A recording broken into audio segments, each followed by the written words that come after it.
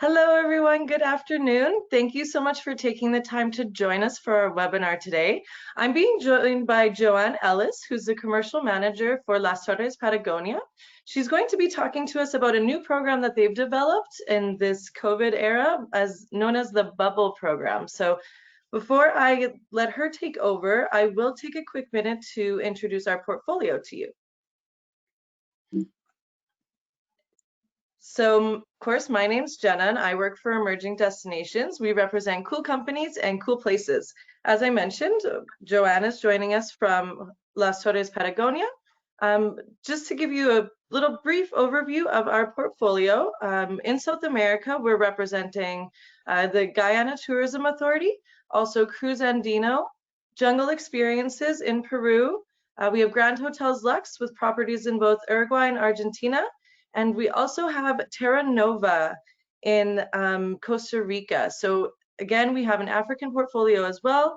If you do have any questions about any of those clients that you see up on your screen right now, please feel free to reach out to me. My email address is at the bottom there, and I would be more than happy to help you if you have any questions, if you would like digital brochures, if you'd want to book a private training for you and your team, I'm available for all of that. So please feel free to reach out to me.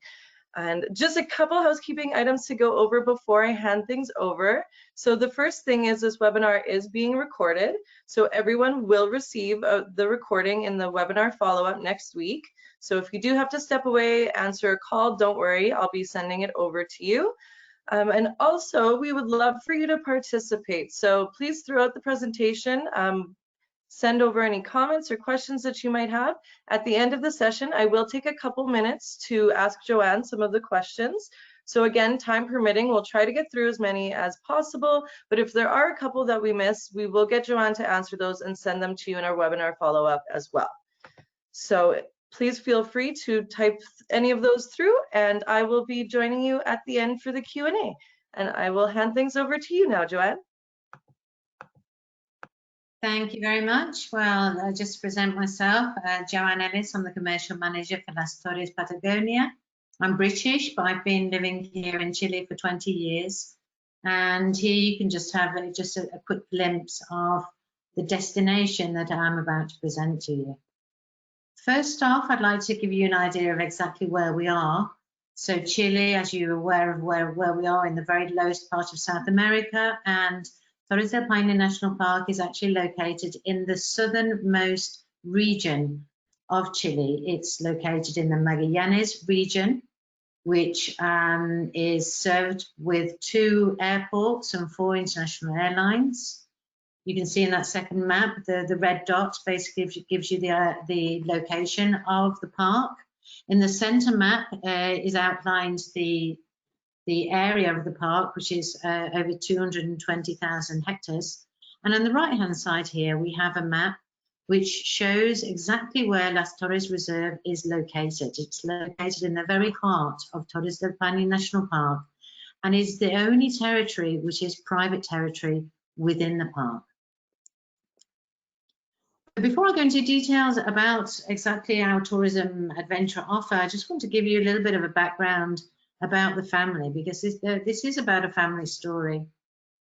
The Kusanovic family, they arrived in Chile in the 1900s, early 1900s, in 1905, and they're descendants of Croatian immigrants who arrived to Magallanes looking for new horizons.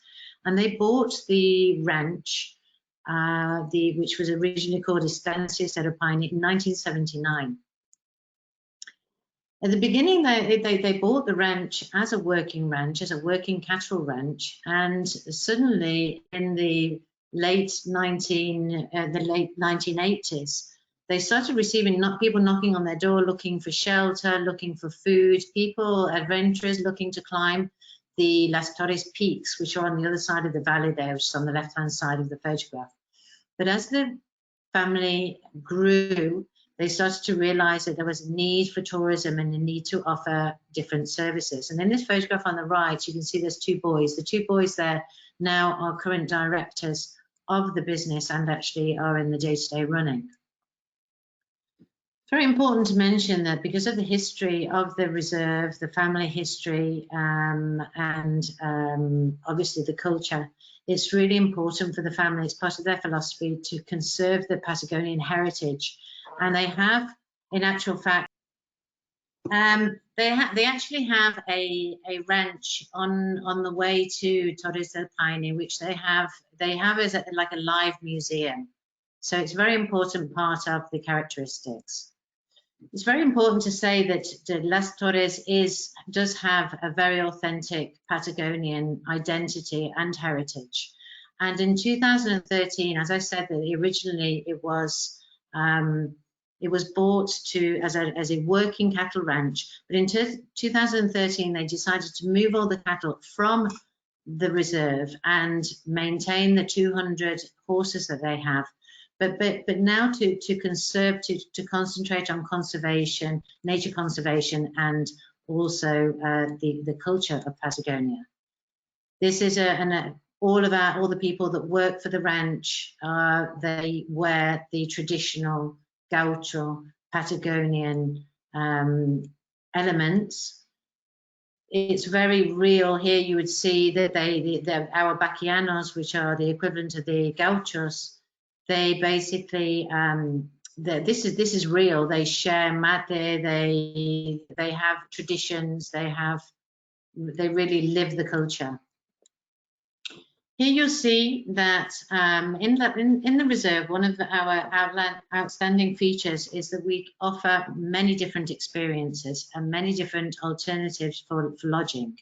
Here you'll see our 4-star hotel, which is located in the entrance to the famous trekking circuits, and it has a bar and restaurant and stables. Important to say that Las Torres is the only place within Torres del Paine that is allowed to offer horseback riding.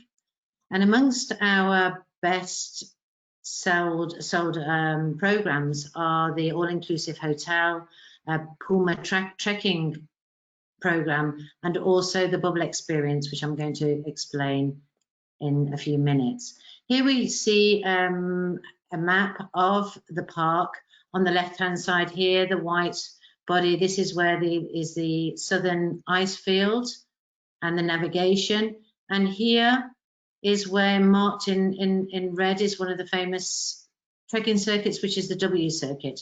And the reserve is marked here in the lighter green around the map. All of our hotel rooms, we have 74 rooms. They have spectacular views because of the privileged location that we have right below the mountain range.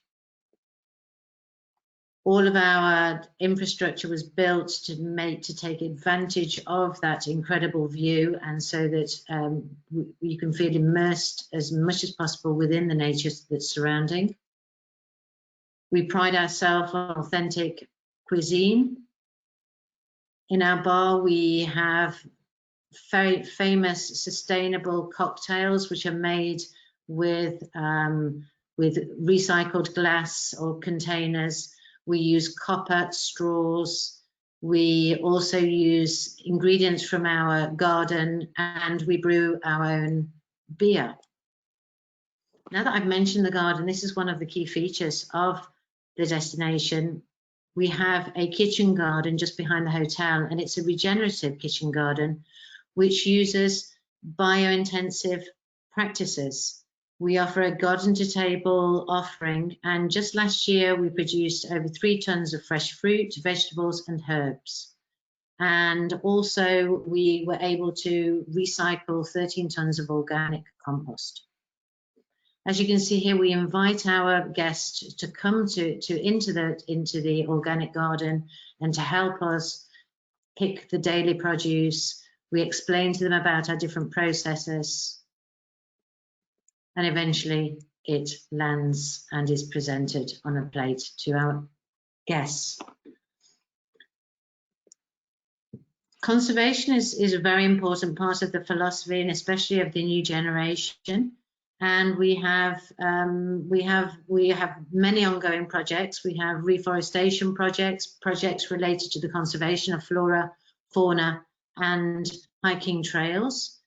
We have different projects, ecological, educational projects with the community, and we really live by the reduce, reuse and recycle of as much waste as we possibly can. Here you can see that our other offerings of accommodation, where we have mountain cabins, which are immersed right in the centre of the nature, surrounded by spectacular views. On the right hand side here, you'll see that we have implemented low impact practices in the development of our different infrastructures.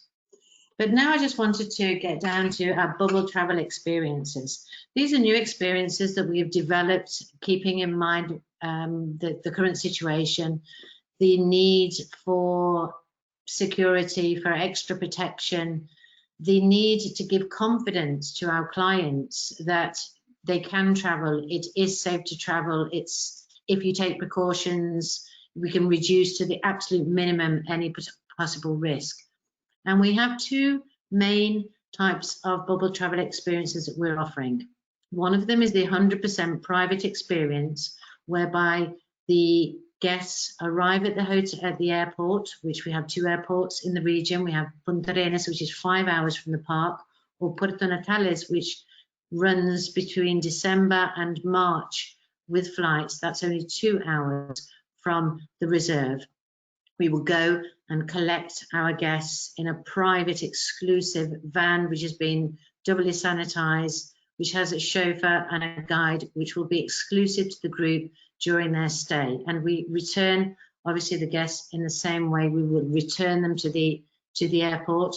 And within that experience, they have an experience which is 100% private and exclusive, where we take the maximum precautions to offer them maximum protection with minimum contact, and allowing the travel group to experience this, the Torres del Paine, in the safest possible way. And we also offer the possibility of eating or having their meals served directly in the rooms or in a private room, specially for the group. And the second, this would be in a van. And our second type of bubble travel experience is a self-drive. So this gives the opportunity, instead of taking a van whereby, yes, you may have an exclusive guide, an exclusive chauffeur, there are people that probably want to have completely independent and only have their bubble travel within their pod, which is just their family unit. And for that, we have organized a self-drive experience whereby the guests arrive at the airport, they pick up they hire a car, which we have previously organized for them, they arrive at the hotel, minimum contact check-in previously, their meals can be served again in the rooms, and they can take their car and then they can go and do the main attractions by themselves independently. We will guide them, we will give them a digital guide, we will give them recommendations, but they will have a completely independent and isolated experience.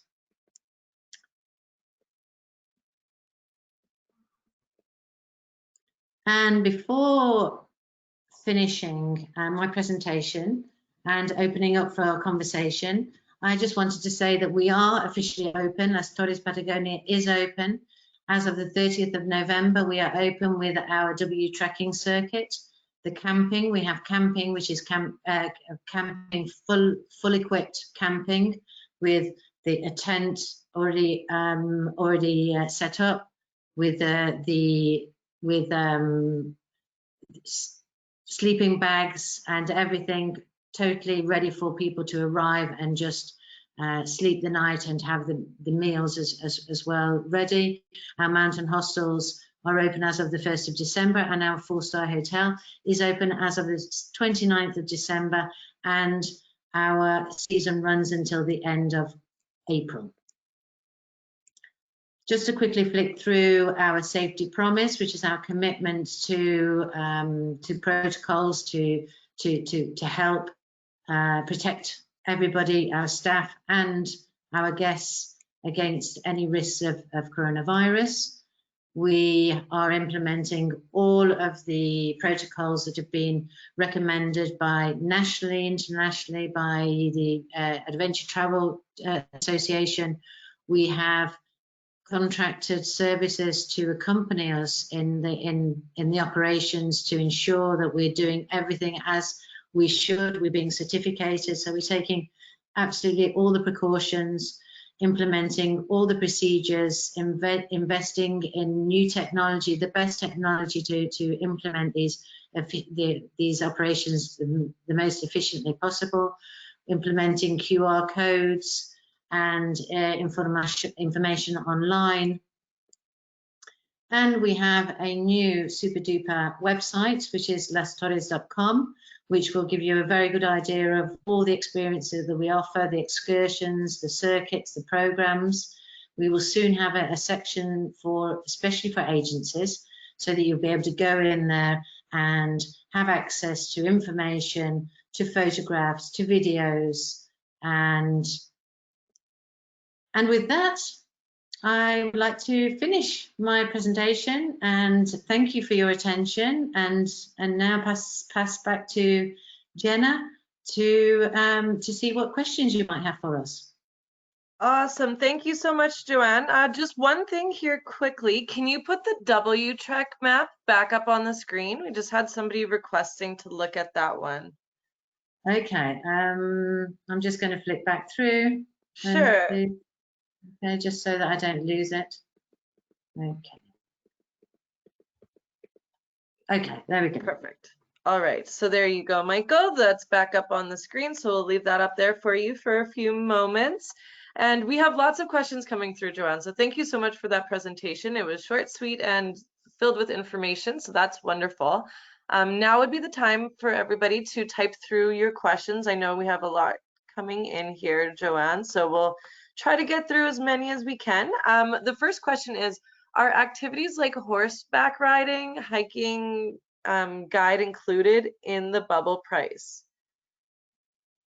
In the 100% private, there is a guide included, yes, and all the excursions are the excursions that you have with the all-inclusive standard package, which we have like a range of around about 15 different excursions. And so then when they do the self-drive, are they still able to do those activities? Obviously, horseback riding is a little bit different than hiking, but how would they organize those? No, it includes the digital guide to do the trekkings and going to the viewpoints and the different parts within the park, but it doesn't include programs for excursions. Okay. That's reflected in the price as well. But they obviously we have the excursions as an extra, and they have the full option, and obviously they could choose a horse riding with just a guide, or they could take the horse. I think the horse riding is always with a guide, so that's probably the most private you could do. But yes, we have all those alternatives included or not included in the package. They can be bought separately. Okay, wonderful, thank you. And do you provide food for the camping experience? Yes, the camping experience includes breakfast, boxed lunch, because basically you're moving from one place to the next. So you have a boxed lunch in the middle, and there's a dinner in the evening, and these are served. For the bubble experience, they can be served directly in the tent, for example, or they can be served directly in the hotel room. But also, obviously, there's the option if people want to also go into more communal areas. We will be respecting social distancing, and all the protocols will be in place so that they have the two options. Okay, great. How difficult would you say the hiking is, and what is the best time of year to do the hiking? I know that's a subjective question, so. Well, the best time of year to do the hiking is when we are open. Well, not that, that sounds very obvious, but I mean, we are open during the times it's best for the hiking. So this year we obviously are opening later. We normally open trekking on the 1st of September and right through to April. I would say that our peak period is December, January, and February. And why is that? That's mainly because of the heat, but it's also obviously there are probably more people there, and it's climatically there's a little bit more wind during those months. And so people like to go on the shoulder months, which are October or September through to November, when you still have that is lower wind and fewer people and better prices and etc. And also March and April are really the new best times to go, because you can see the full colours as well. So really it's open all year round. And in terms of difficulty, I would say if I can mark down this is the entrance to the reserve. Can you see where I'm marking the arrow? Yeah. Okay, so this is the entrance to our reserve, and I'll just remind you that the green here, the light green, is part of the territory, is part of the family's territory. So you come in here, and this is the beginning of the W circuit, because the W circuit is actually most commonly trekked backwards. Okay, so that's the W. So this first trek here is probably the hardest. This is the hardest. This is the iconic trek. This is the 4 hours up and 4 hours down to the Las Torres peaks. And I would say that the first part is pretty difficult, and then it's not so difficult, and then it's probably the first hour is tough, and then the 4th hour is tough. And the 4th hour is tough because it's actually a little bit more, you're actually not scrambling, but you're walking over rocks. So it's not so much so that's the most difficult. The second day, which is then you would stay here in the central sector. The second day is easy peasy, and this also, then the third day is also very easy up until this point, and this is where most people go to the first lookout. This is in the Valle Frances, the Frances Valley, but some people get up earlier and go up to this point. Now that's a little bit more demanding, but possible. People that are used to hiking can easily get up to here. The people that are used to walking, soft walking, probably get up to here. And then this is easy. And then also to the first, lookout here is easier, and then it starts going slightly higher. So basically at the extremes here, here, and here is where obviously it gets steeper and it's more demanding. But anybody that's quite happy to walk 5 to 6 hours a day is no problem. And people have done it who are not in any shape to be doing it and have been able to do it.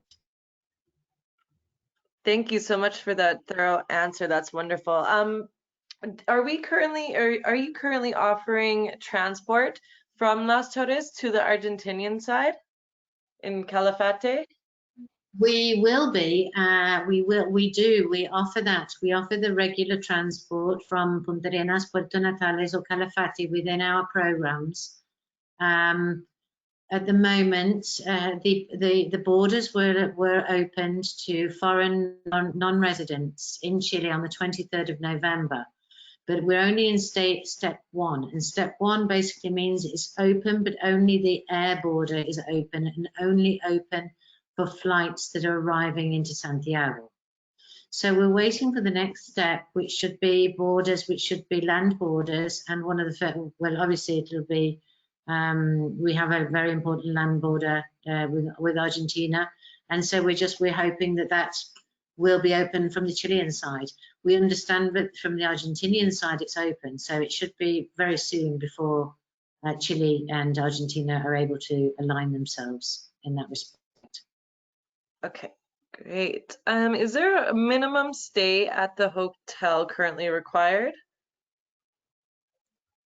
No, there isn't a minimum stay, but there would be for example, probably there would be fewer slots for people that with minimum stay.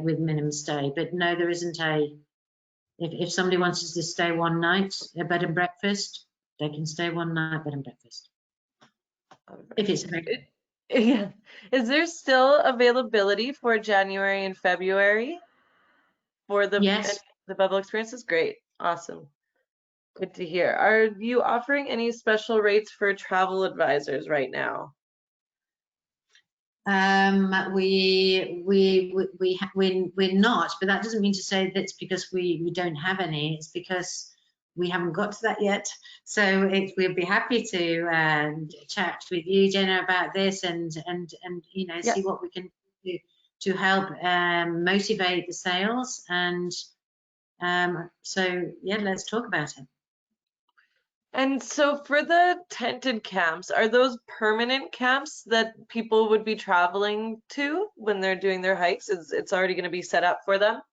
Yeah, basically, what would happen? You would arrive at the reserve, and you would have your like a good day pack, which would have your clothes for the 5 days.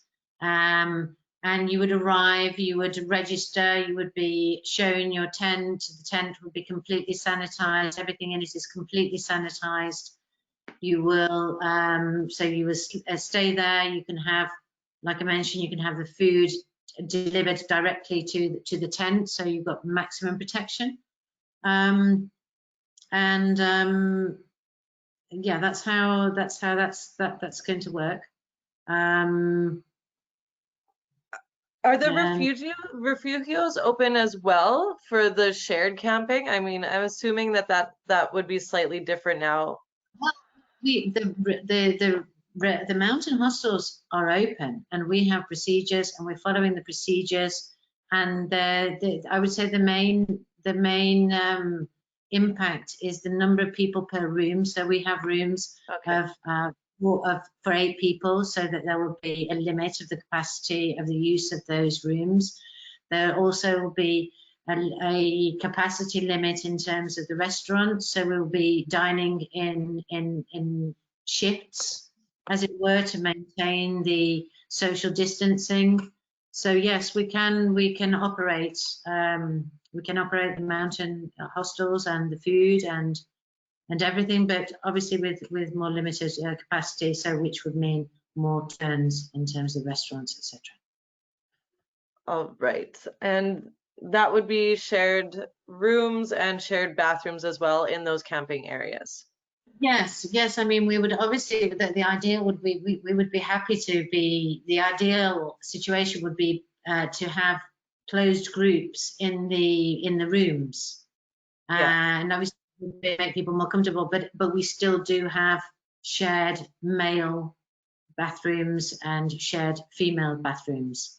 So that will be, we will maintain a time schedule system for that use to be able to offer maximum protection. And so I know you mentioned the amount of rooms that are at the hotel. So what is the current max capacity that you will be running at in the coming months? The rooms that we have, we can use all of our rooms. We can use the 74 rooms. There's no restriction. The group size, our groups, the restrictions in terms of group size are 10. We have our own ideal group size of 8. So we're meeting all of the protocols, and yeah, so we're ready. All right, I know we're just about at our 30-minute mark here, and we have so many questions coming through, Joanne, so I don't think we're going to be able to get to all of them. But everybody, just so you know, we will definitely get her to answer them, and I will include the answers to the questions in the webinar follow-up. So if we don't get to your question right now, we will make sure to get you an answer. I know a lot of people are requesting different information and things like that, so I will make sure that you get all of those things. So I'll just ask 1 or 2 more, and then we will tied up here for the day, because I know there's a lot of moving components with this and a lot of questions about that. So I'll just ask a couple more and then we will wrap up. So if you do have to pop out, this webinar is being recorded, so don't worry, you will be able to listen in on any of the things that you might have missed. And Joanne, a question about the trekking and the safety in regards to pumas, etc. Well, there are pumas. There are sightings of pumas. They have been known to walk. I showed you. You remember I showed you the photograph. Let me just go back. I showed you a photograph of the location of the hotel. They have seen pumas just walk in front of the restaurant, the hotel restaurant, at breakfast time. Now, pumas are obviously they're not aggressive animals, and they're not looking to hunt, and they're actually quite docile. Strangely enough, they're very difficult to track and find, but they are quite comfortable walking amongst horses or next to horses, and I would say that the danger is very limited, but it's not impossible. The recommendations are always to not run, but a puma is not going to attack. It's not going to attack. Yeah, there haven't been any attacks by pumas. Yeah, you're more just lucky to see one. It's such a beautiful experience. So it's more exciting to see one from a distance as opposed to actually feeling threatened by them. Yeah, no, to be having breakfast in the morning and just suddenly have a puma go by and everybody standing up and taking photographs, that's quite spectacular. Yes, absolutely it is. I know my trip to the hotel last year, I believe it was, that was the first thing we saw on our drive in was a mom and her 2 cubs. So that's a moment that I will never forget. It's quite amazing. All right, one last question here to wrap things up. So I just have some questions about the different safety protocols that you're following in regards to sanitization for, these shared areas that we kind of discussed earlier. If you could just talk a little bit more about that. We had quite a few of those come through. Sure. I mean, I'll skip over it, but what we can do, Jenna, is we can share our full promise, which is a breakdown of the procedures.